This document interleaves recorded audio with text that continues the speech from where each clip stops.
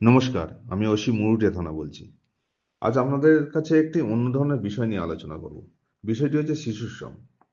আমাদের মনে রাখতে হবে, মানব জীবনের প্রথম পর্যায় হলো শৈশব, আর শৈশবই হলো মানব জীবনের অন্যতম অধ্যায়। প্রত্যক্ষ দৃষ্টিতে একটি শিশুকে নির্ভরশীল বলে মনে হলেও কিন্তু একটি দেশের ভবিষ্যৎ গড়ে ওঠে ওই দেশের শিশুদের উপর। তাই একটি প্রবাদ বাক্য আছে। প্রবাদ বাক্যটা কি? আজকের যারা শিশু, কালকের তারা নাগরিক। কিন্তু দুর্ভাগ্যবশত প্রত্যেকটি শিশু প্রাথমিক সুযোগ সুবিধা, শিক্ষা ইত্যাদি পায় না। ওরা শিকার হয় বিভিন্ন অপব্যবহারের। আর তার মধ্যে অন্যতম একটি অপব্যবহার হলো শিশুশ্রম। শিশুশ্রমের সংজ্ঞাটা কি?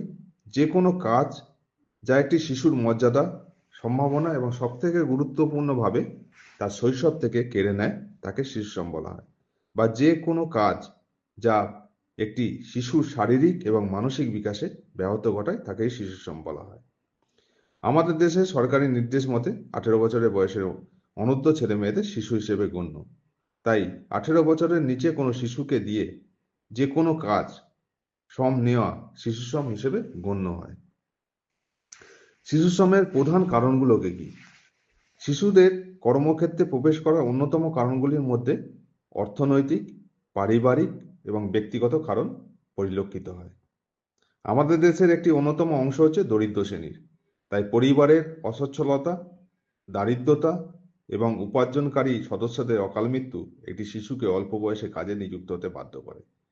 বিভিন্ন ক্ষেত্রে শিশুর পরিবারের শিক্ষা সম্পর্কে অসচেতনতা, অর্থের মোহ, অভিভাবকদের হচ্ছে নৃশংস আচরণ একটি শিশুকে শ্রমজীবী হতে বাধ্য করে। তাছাড়াও সামাজিক বিপর্যয়, সাম্প্রদায়িকতা এবং অন্যান্য নানা কারণ শিশুরা অল্প বয়সে শ্রমে লিপ্ত হয়।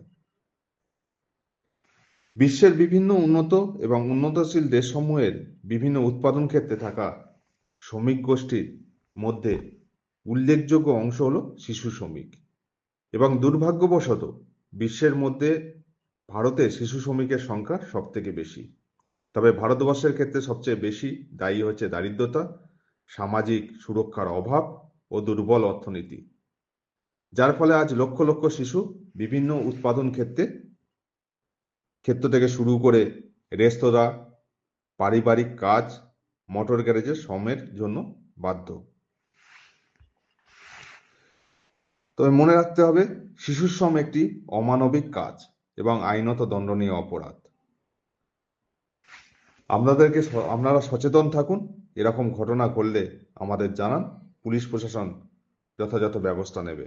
মুরুটিয়া থানার পুলিশ প্রশাসন সবসময় আপনাদের পাশে আছে এবং সাথে আছে। ধন্যবাদ।